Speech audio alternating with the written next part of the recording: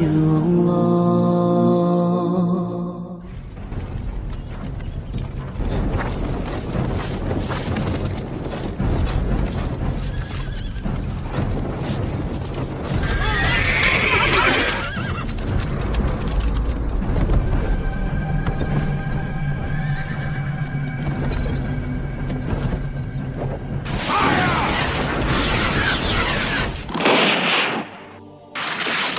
نحن لن نستسلم، ننتصر أو نموت.